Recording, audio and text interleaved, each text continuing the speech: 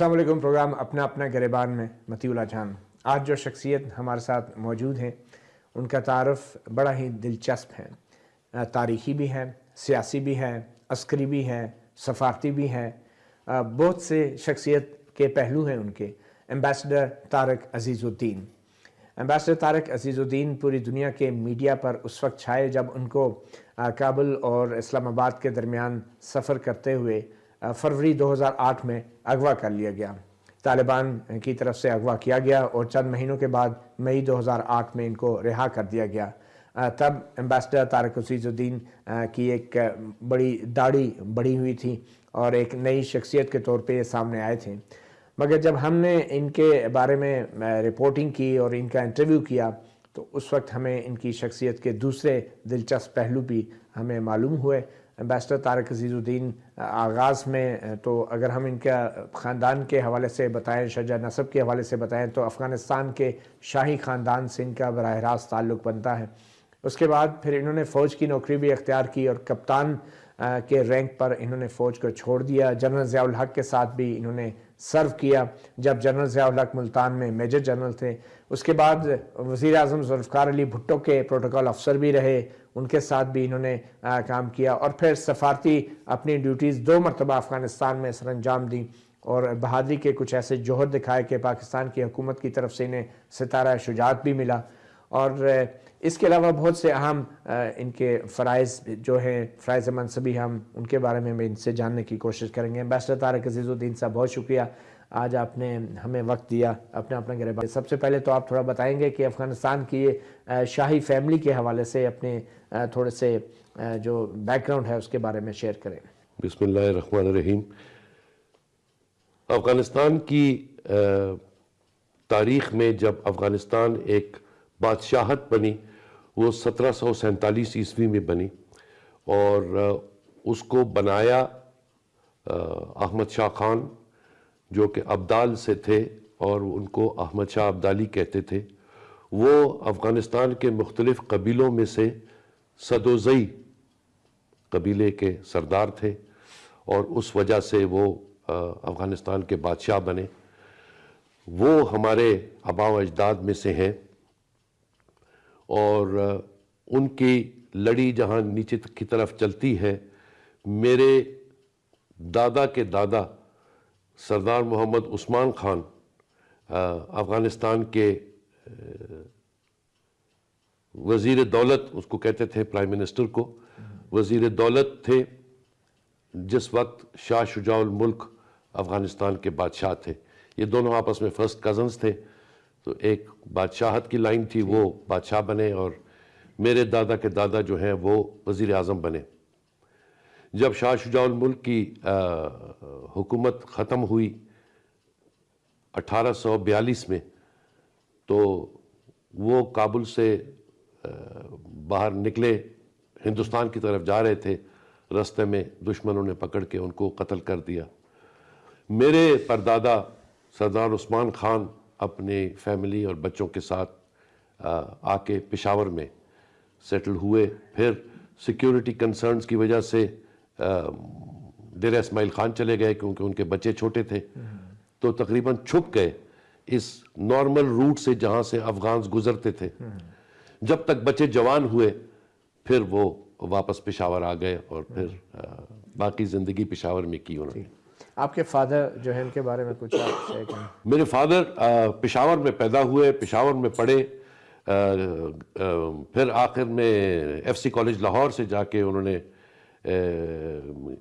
Graduation تک پہنچے، لیکن پھر فوج کو جوائن کر لیا 1935 میں، اور 1937 میں فوج میں کمیشن ہوئے برٹش انڈین آرمی میں، اور پوری ورلڈ وار 2 میں انہوں نے سروس کی ایسٹ افریقہ میں، اور انڈین آفیسر ٹریننگ سکول ماؤ ایک جگہ تھی انڈیا میں، وہاں پر انسٹرکٹر رہے کیونکہ وار میں وہ زخمی ہو گئے تھے، ان کا ہاتھ کا آدھا حصہ اڑ گیا تھا شیل کے ساتھ۔ پھر پاکستان بنا تو پاکستان آرمی میں کنٹینیویشن رہی، 1947 کشمیر وار میں میرے والد صاحب 5FF کی CO تھے، اور اس وقت کے 5FF بٹالین کے پہلے پاکستانی نیٹو لوکل CO میرے والد صاحب تھے۔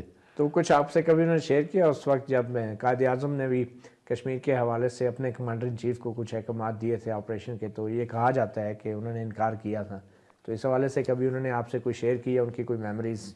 جی ہاں، وہ کشمیر میں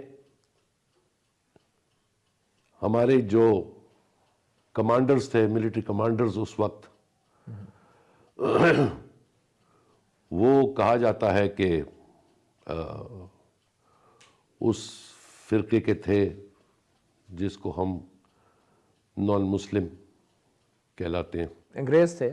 جی نہیں، پاکستانی، پاکستان آرمی کے۔ اچھا جی ہاں، اور ان کو آرڈرز ملے کہ وہ کشمیر کی طرف پیش رفت کریں، تو قائد اعظم نے آرڈر دیا، اور جنرل گریسی جو انگریز کمانڈر تھا آرمی کا، اس نے اپنے افسروں یہ آرڈرز آپ کے فادر کو بھی ملے، پہنچے وہاں؟ یقیناً نیچے تک پہنچتے ہیں۔ تو پھر کیا ہوا؟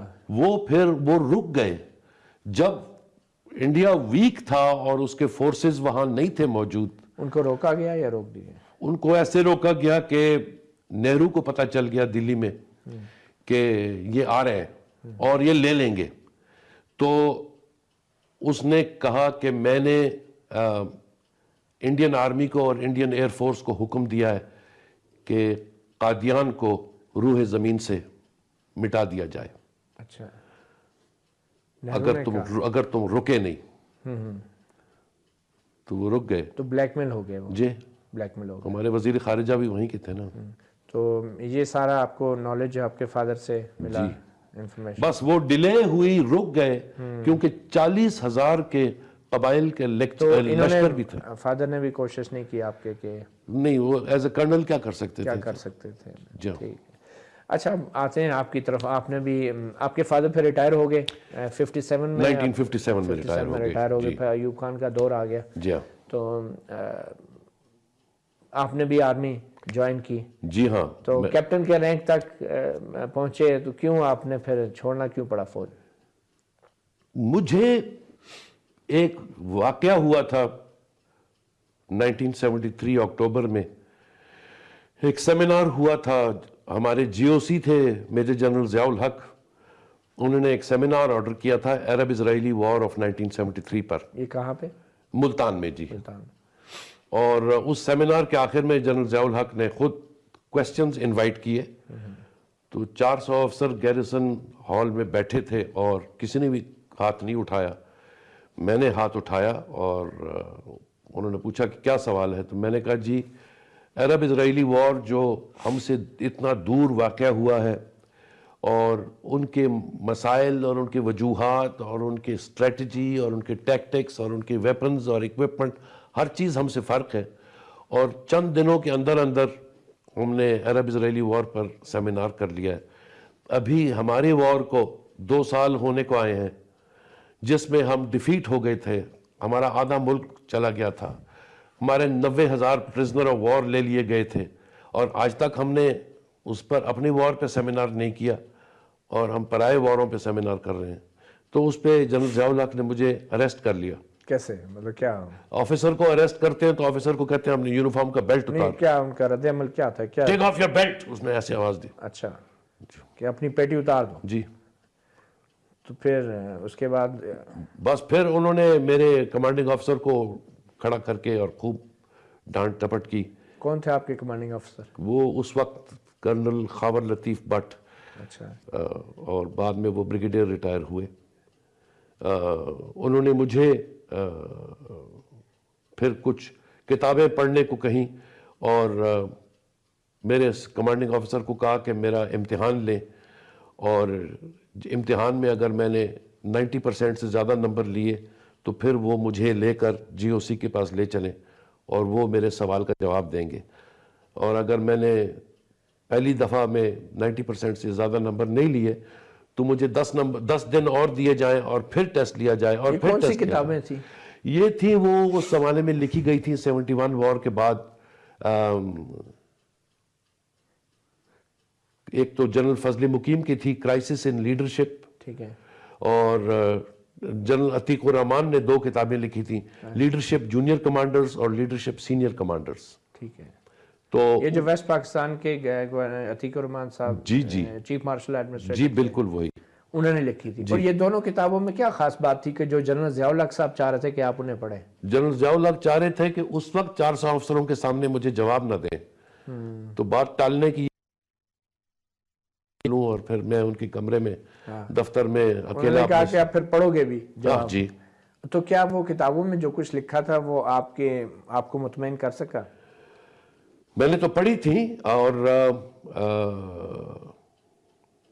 نہیں, اس زمانے کی لیڈرشپ کی ریکوائرمنٹس جو تھیں وہ بڑی ہلکی اور مائلڈ تھیں. تو انہوں نے جو لکھی تھی وہ لکھ رہے تھے کہ اگر لیڈرشپ اتنی مضبوط ہوتی, اگر لیڈرشپ ایسا کرتی, پولیٹیشنز کی بات کر رہے تھے, پولیٹیکل لیڈر. نہیں جی نہیں, یہ written by military officers for military officers, military leadership. تو کیا کہہ رہے تھے کہ ملٹری لیڈرشپ ٹھیک نہیں, اور بلیم جو تھا بیسیکلی جنرل یاحییٰ پہ تھا یا جنرل نہیں, اپنے پر بالکل نہیں لیا. تو یہ کس لیڈرشپ کی بات کر رہے تھے؟ جنرل یاحییٰ, جنرل نیازی اور باقی جنرل جو ایسٹ پاکستان میں تھے, ان کے اوپر انہوں نے سارا بلیم ڈال دیا. اچھا, پھر حمود الرحمان کمیشن جو بنا تھا, تو کیا اس وقت آپ لوگوں میں سے کسی نے؟ نہیں, وہ کمیشن صرف جنرلز تک ہی محدود تھا, اور کچھ اس وقت کے پولیٹیکل لیڈرشپ میں نے پڑھی تو ہے اس کی رپورٹ, لیکن اب مجھے یاد نہیں آ رہا کہ پولیٹیکل لیڈرشپ میں سے کس کس کو کیا تھا کویسچن. اچھا, دوسرا پھر آپ نے فوج چھوڑی کیوں, کیسے؟ یہ جو انسیڈنٹ ان کے ساتھ ہوا جنرل ضیاء الحق کے ساتھ, میں آپ کو کسٹڈی میں بھی لیا گیا؟ جی نہیں. اچھا, آفیسر کو اوپن اریسٹ کرتے ہیں تو بیلٹ اس کا اتار دیتے, یونیفارم کے ساتھ بیلٹ نہیں پہن سکتا. باقی آفیسرز کا کیا ری ایکشن تھا بعد میں جب وہ آپ سے ملے یا بات کی کہ تم نے ٹھیک کیا, غلط کیا؟ دوستوں نے مجھے کہا کہ یار ضروری تھا تو نے یہ سوال پوچھا ہے. میں نے کہا کیوں نہیں, تجھے نہیں محسوس ہوتا؟ ہاں ٹھیک تو ہے, لیکن دیکھنا پھر وہ کتنا غصہ ہوا. تو میں نے کہا یار غصہ ہونے کی کیا بات ہے, خود کہہ رہا ہے کہ سوال پوچھو. تو میں نے تو نہیں پوچھا کہ جی فلاں فلم میں ایکٹر کون تھا, کہ جی آپ irrelevant سوال پوچھ رہے ہو, بکواس مت کرو, یہ تو نہیں پوچھا. بعد میں آپ کے جو امیجیٹ کمانڈر تھے ان کا کیا رہے؟ انہوں نے مجھے کہا کہ میاں نوکری کرنی ہے تو فیصلہ کر لو, خبر بٹ صاحب کی بات. جی اچھا, نہیں کرنی ہے تو اس کا بھی فیصلہ کر لو, مجھے کیوں مروا رہے ہو یار.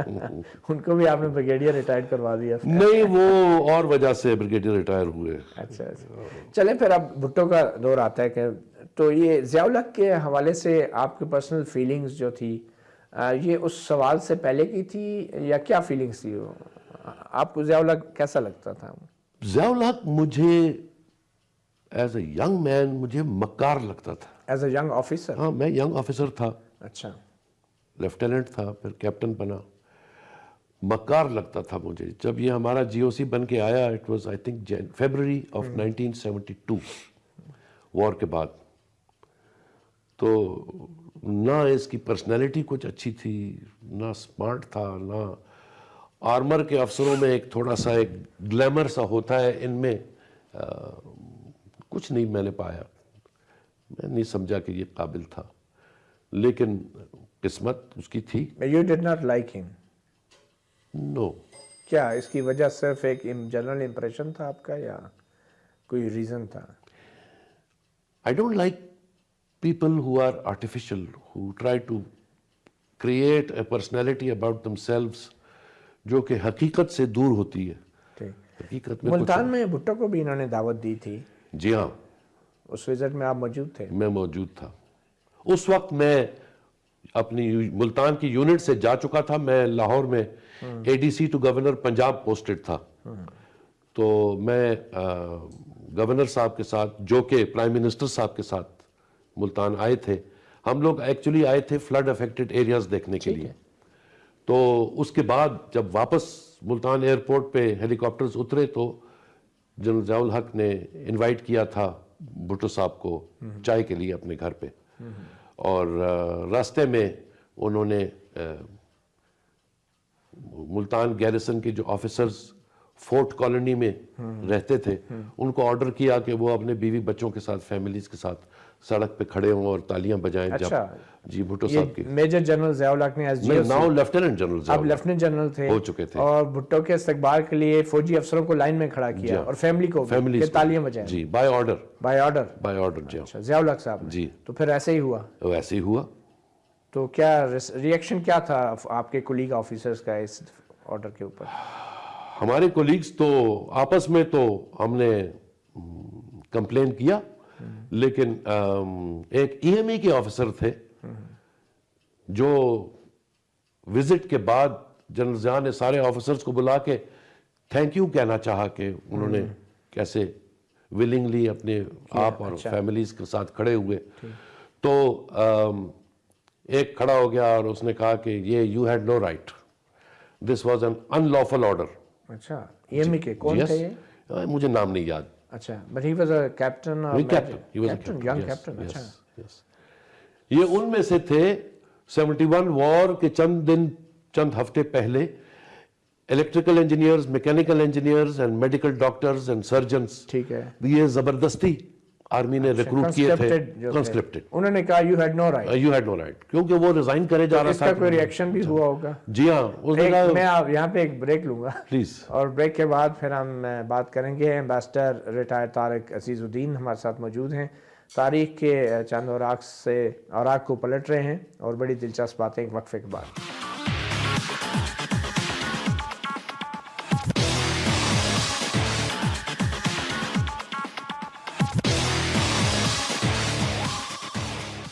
جی ایمبیسڈر، جب وہ ای ایم ای کے جو افسر تھے انہوں نے کہا کہ آپ کے پاس کوئی حق نہیں تھا کہ ہمیں قطار میں کھڑا کر دیں اور بھٹو کے لیے تالیاں بجوائیں، جی، تو ضیاء الحق کا کیا رد عمل تھا؟ انہوں نے کہا کیا چاہتے ہو؟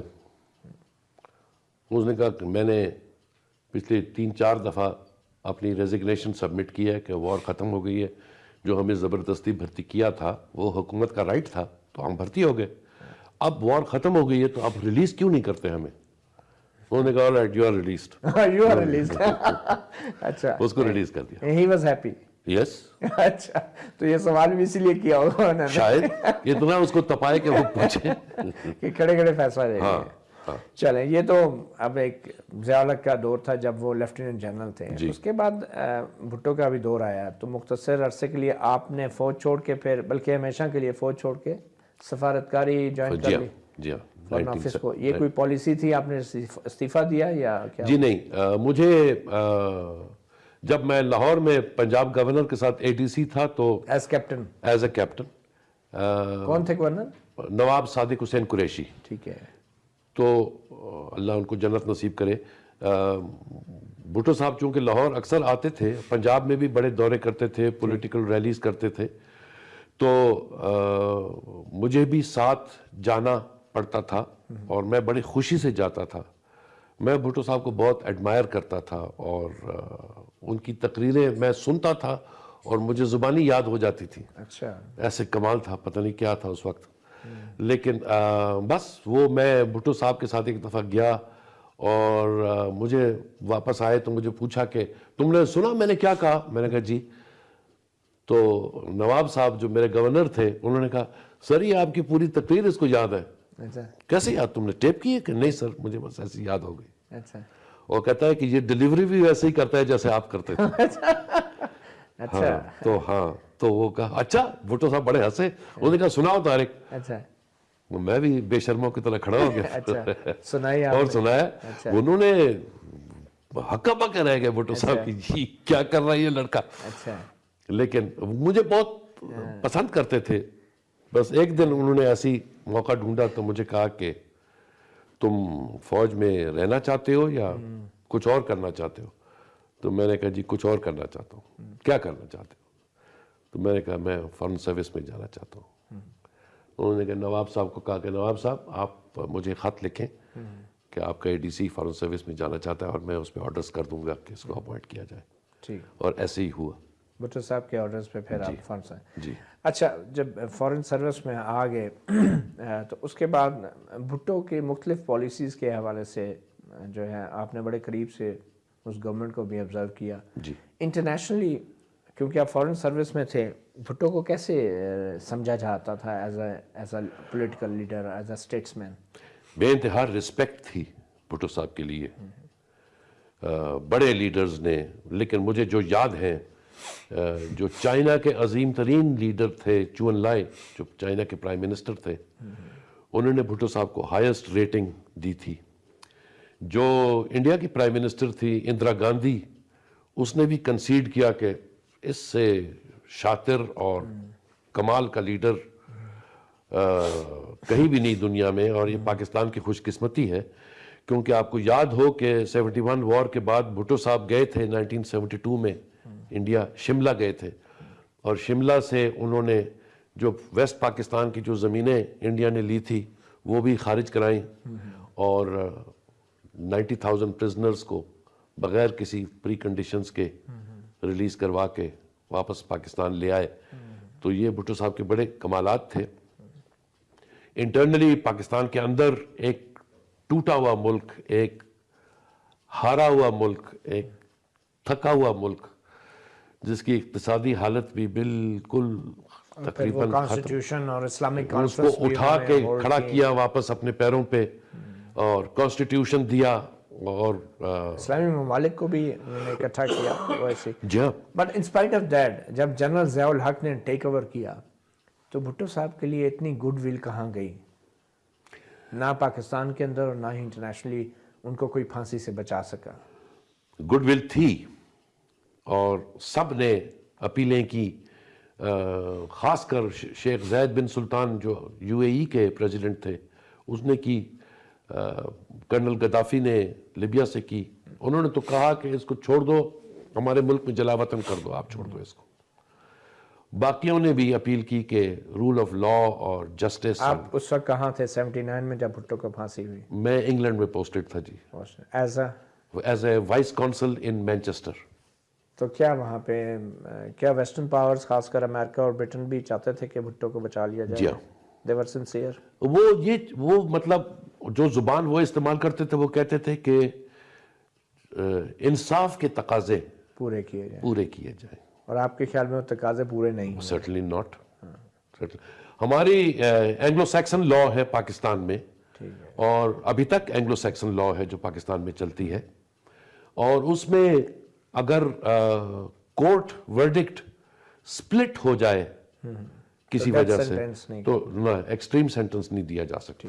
چلیں، ایز اے ڈپلومیٹ افغانستان میں آپ 2 دفعہ اپوائنٹ ہوئے، پہلے 92 to 94 جی، اور یہ وہ حالات تھے کہ جب افغانستان خانہ جنگی کا شکار تھا. آپ کے سفارت خانے کے ارد گرد بھی بہت شدید قسم کی کشیدگی ہوتی تھی جی، اور اسی دوران آپ کو بہادری کے مسئلے میں ستارہ شجاعت بھی ملا. یہ اس پیریڈ کے ساتھ منسلک یہ اس ستارہ دینے کا تھوڑا سا پروسیجر لمبا ہوتا ہے تو ٹائم لگا، لیکن اسی پیریڈ کے حوالے سے. جی ہاں، اسی پیریڈ کے حوالے سے.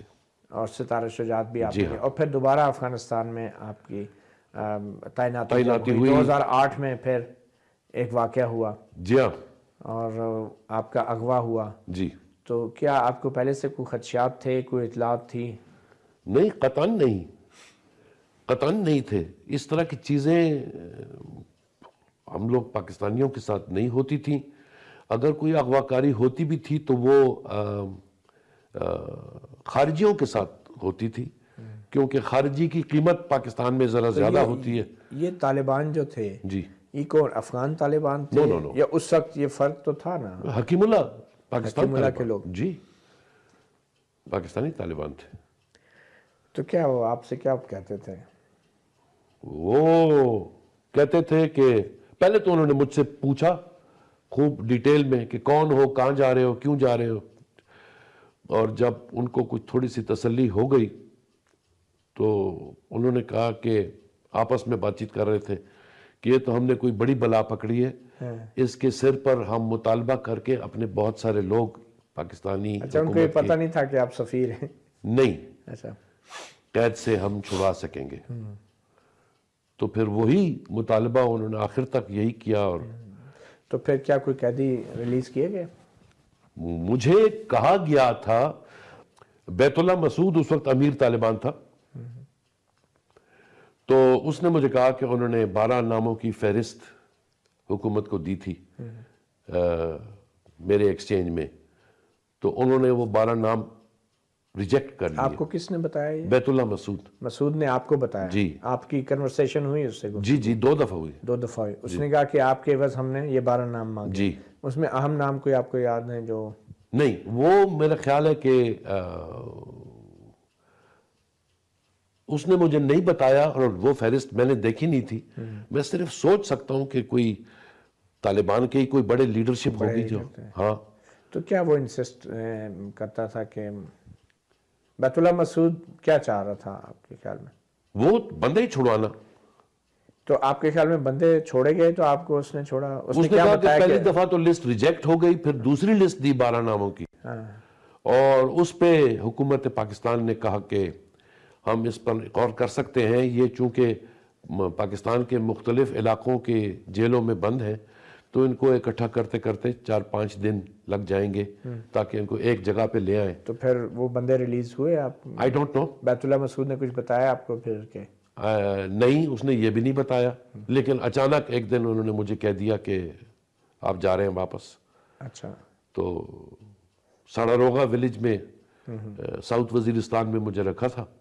کوئی رقم کا بھی کوئی لین دین ہوا؟ جی، وہ بیت اللہ کا ایک ڈیپٹی تھا مولوی ولی الرحمان، اس نے ایک دفعہ آ کے میرے ساتھ بات کی تھی کہ آپ یہ اپنی جیب سے اس نے نکالا سیٹلائٹ فون اور کہا کہ آپ بات کریں اپنے کسی کے ساتھ کہ وہ آپ کے رہائی کے کچھ مسائل ہیں وہ ہمارے ساتھ طے کریں. تو میں نے کہا کیا مسائل؟ مجھے آپ پہلے مسائل تو بتا دیں کہ میں ان کو کسی کو سوچوں کہ کس سے بات کروں. تو ان کو کہہ دیں آپ کہ ہمیں 40 کروڑ روپے چاہیے. اچھا. ولی الرحمان نے کہا. تو میں نے کہا 40 کروڑ؟ تو اس کا مطلب آپ کا چھوڑنے کا ارادہ نہیں ہے. اچھا. کہ کیوں؟ میں نے کہا 40 کروڑ میرے لیے کون دے گا؟ کس لیے 40 کروڑ؟ تو اس نے کہا کہ نہیں، آپ بس کہہ دیں. تو میں نے فارن سیکرٹری کو سیٹلائٹ فون پہ فون کیا. فارن سیکرٹری اس وقت ریاض محمد خان صاحب تھے. جی.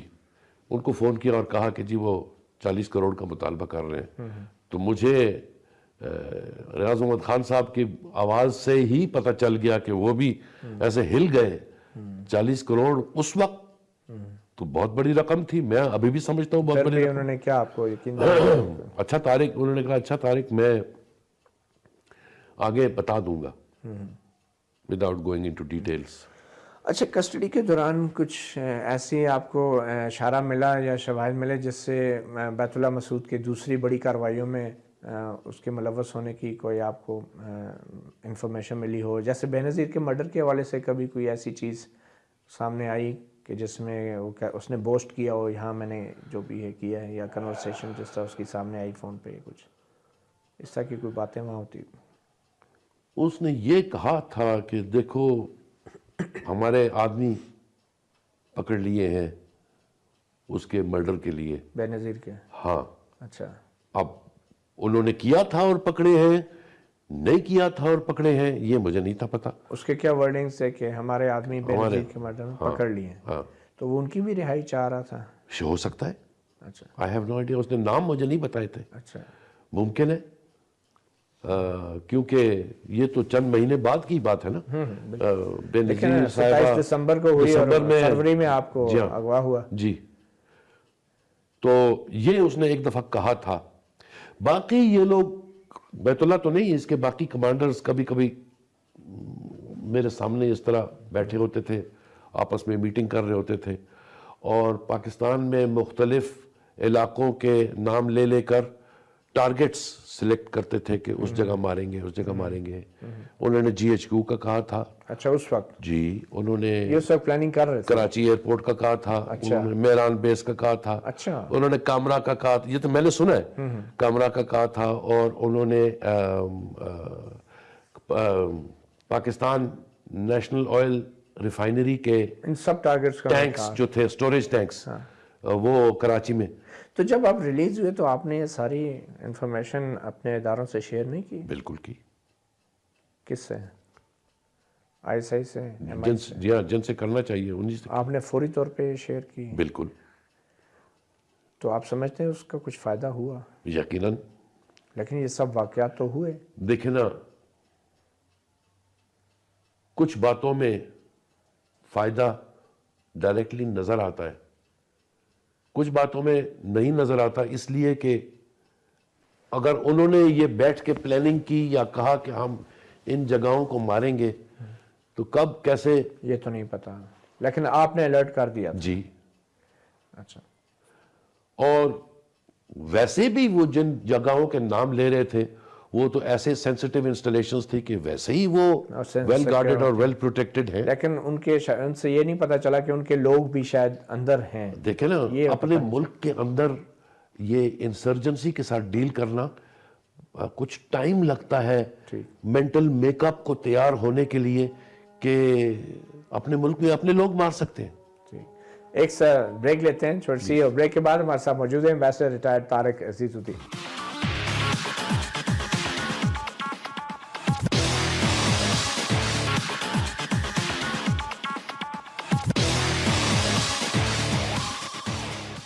Welcome back. अपना गिरबान में हमारे बहुत खास मेहमान एम्बेसडर रिटायर्ड तारिक अजीजुद्दीन, जो काबुल में पाकिस्तान के एम्बेसडर रहे हैं और तालिबान के हाथों अगवा भी हुए, फिर रिहा भी हुए। आज हमारे साथ एक बार फिर 7 साल बाद हम इनसे इनके अगवा के हवाले से कहानी सुन रहे हैं। एम्बेसडर साहब, जब तालिबान की आप तहवील में थे तो आपने कभी कोशिश की कि जब वो आपने एक वीडियो मैसेज जारी किया था जिसमें आपने हुकूमत से कहा था कि इनके कुछ लोगों को भी रिहा करें और रिहाई के मुतालबात इनके जो हैं उनको सुने और इस मसले का हल निकालें, तो क्या हालात थे? क्या आपके जहन में आया कि मैं इस मैसेज के ज़रिए कोई खुफिया पैगाम दे सकूं उनकी लोकेशन के हवाले से, या कौन लोग हैं? मुझे अपने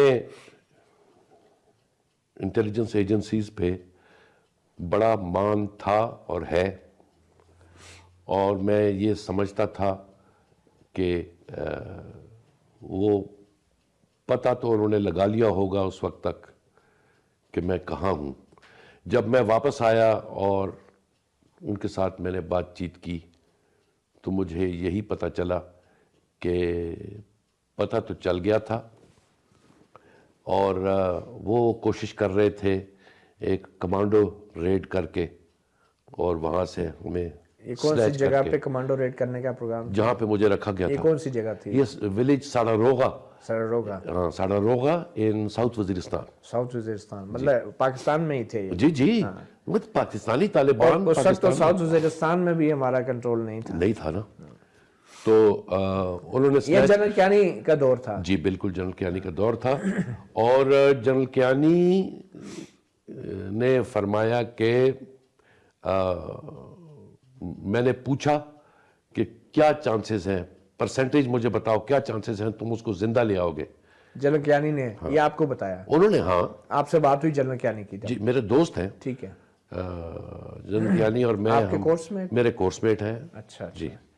तो उन्होंने क्या बताया आपको? क्या इंसाफ कि मैंने पता कराया क्या चांसेस हैं, तो उन्होंने कहा कि जी 50-50 है। अच्छा। उन्होंने कहा नहीं, 50-50 नहीं। फिर मैंने कोई ऐसा कमांडो ऑपरेशन मैंने नहीं ऑथराइज करना, उन्होंने ऑथराइज करना था। उन्होंने नहीं ऑथराइज किया। उन्होंने कहा या तो 80% से ऊपर मुझे कोई चांस बताओ तो मैं छोड़ूं, वरना नहीं।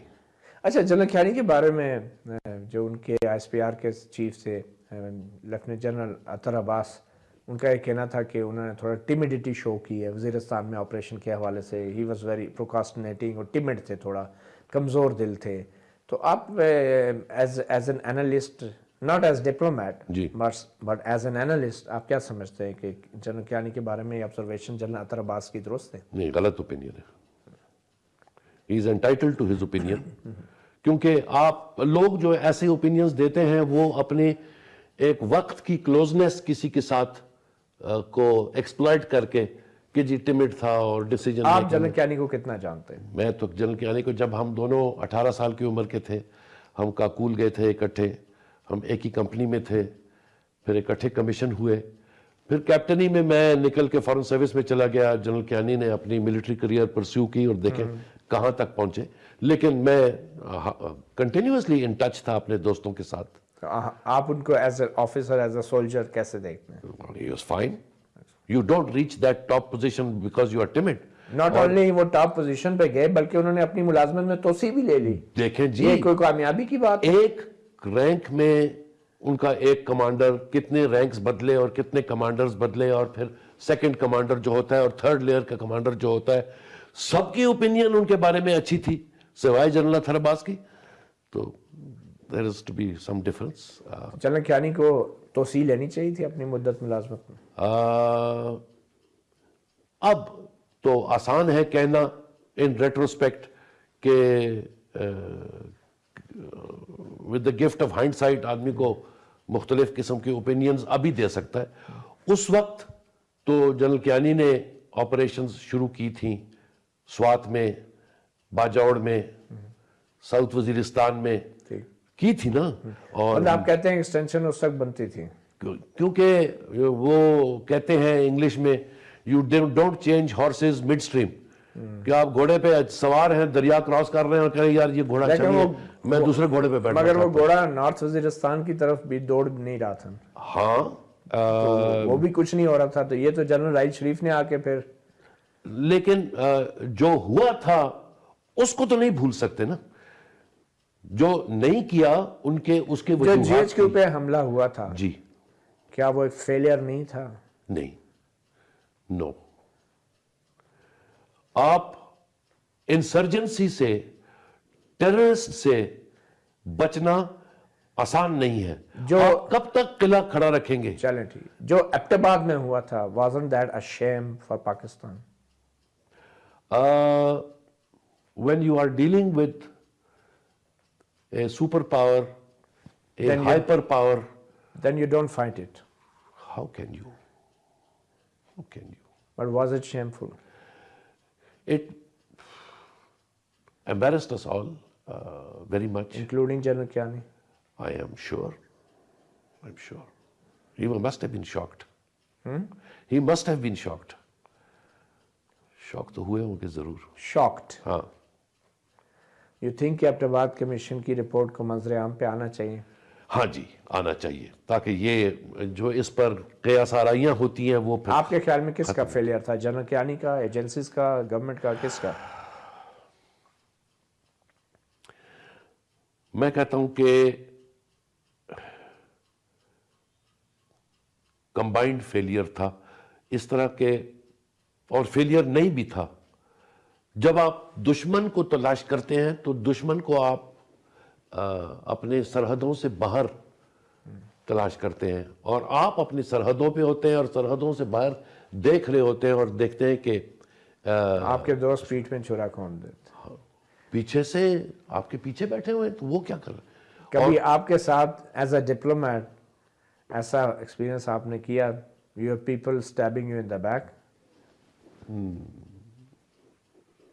نہیں, this is something very different and something very اٹروشس.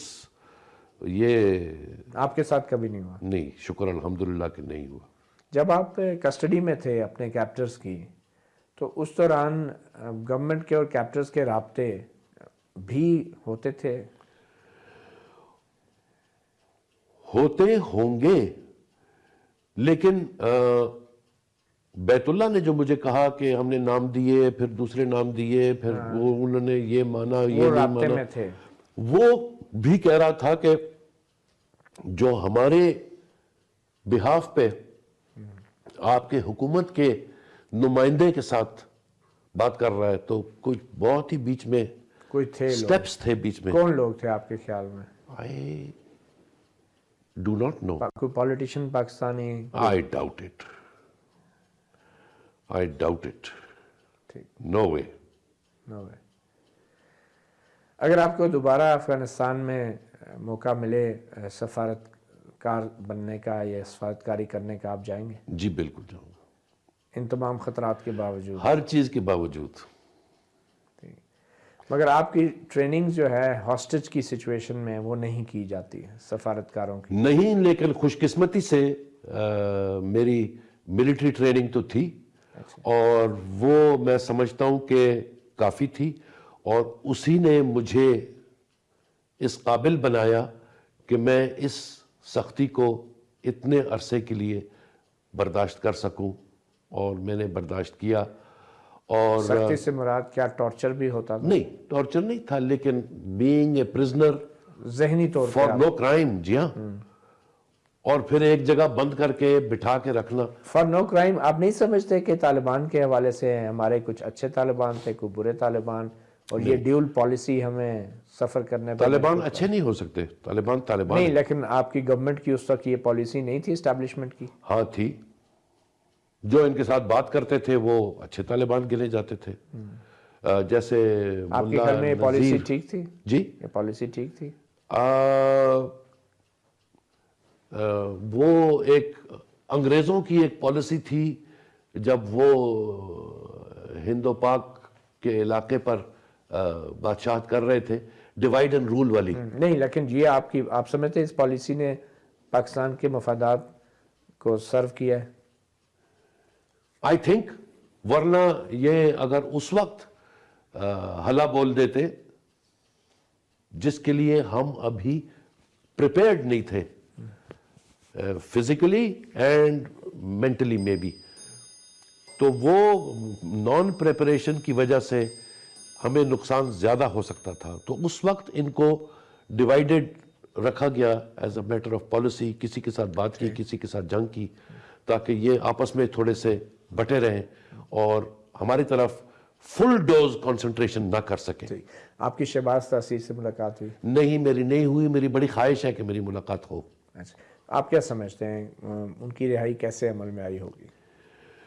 ہو جی، اس کا کوئی سیٹ پیس فارمولا تو ہے نہیں۔ اب جو ہم نے پڑھا ہے اور لکھا ہے وہ بالکل پاسبل اور بالکل ڈویبل ہے کہ وہ ازبکوں کے ہاتھ پڑ گئے، اور وہ ازبک ان کو نارتھ وزیرستان میں رکھا۔ جب نارتھ وزیرستان پہ آپریشن شروع ہوا تو یہاں سے بھاگے اور افغانستان جا کے زابل صوبے میں جا کے وہ وہاں ان کو پناہ ملی، تو ساتھ شہباز تاثیر بھی ان کے ساتھ تھا۔ جو کہانی ہمیں بتائی گئی وہ آپ نے بھی پڑھی، اور چونکہ وہ داعش میں مل گئے تھے وہ ازبک، تو اس پر افغان طالبان نے ان پہ حملہ کیا اور ان کے کیمپ کو توڑ پھوڑ کیا اور ان کے ازبکوں کو مار دیا، کچھ بھاگ گئے۔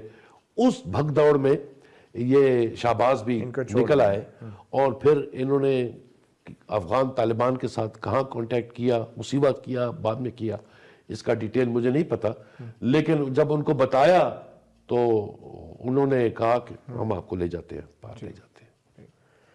ڈو یو ریگریٹ آپ نے فوج چھوڑ دی؟ آج آپ کسی اچھے عہدے پہ ہوتے جنرل کیانی کی طرح؟ وہ بھی ریٹائر ہوتا۔ نتھنگ لاسٹس فار ایور، لیکن اللہ پاک کا شکر ہے کہ میں فارن سروس آف پاکستان میں بھی ہائیسٹ عہدے پر تو پہنچا، اس سے آگے عہدہ ہی نہیں ہے تو میں پھر کہاں جاتا۔ اور ہاں، میں جب اپنے فوجی دوستوں کو دیکھتا تھا جب وہ سروس میں تھے، including general Kayani and so many other generals who are my course mates, تو اس وقت مجھے تھوڑی ہوتی تھی فیلنگ کہ اگر میں رہتا اور اگر شاید میں بھی جنرل بن جاتا تو میں بھی ایسی وردی پہن کے پھرتا، لیکن وہ ایک پرائیویٹ میننگ لیس تھاٹ تھی۔ ہاں، آپ کے بچے جو ہیں، آپ ان میں سے کوئی ایمبیسڈر بننا چاہ رہے ہیں؟ جی نہیں، وہ دونوں پرائیویٹ سیکٹر میں ہیں، اور اس قسم کا شوق ان کو نہیں پیدا ہوا، اور وہ شاید اس لیے کہ فارن سروس میں میں نے دیکھا ہے یہ tradition of father to son almost non existent ہے، کیونکہ ہم لوگ جب اتنے سال باہر رہتے ہیں ملک سے، تو ہمارے بچے بھی ہمارے ساتھ، تو وہ یہاں کے ماحول کا، سی ایس ایس ایگزام کا اور سول سروس کا، اور اس کے یوز تو نہیں ہوتے، نہیں، وہ ان کی ایبزارب نہیں ہوتا، اس لیے وہ اور چیزیں اتنی دیکھ لیتے ہیں بالکل، ہاں، کہ پھر وہ thank you very much ambassador Tariq Aziz Uddin صاحب، آپ نے ہم سے اپنی زندگی کے تجربات شیئر کیے، اپنے مشاہدات شیئر کیے. یقینی طور پہ یہ وہ مشاہدات ہیں اور یہ وہ معلومات ہیں جو پاکستان کی اب تاریخ کا ایک حصہ ہیں، مگر اہم بات یہ ہے کہ ہم کتنا ان تجربات، مشاہدات اور معلومات سے فائدہ اٹھاتے ہیں. اپنا گریبان سے مطیع اللہ جان کو اجازت دیجیے. اللہ حافظ.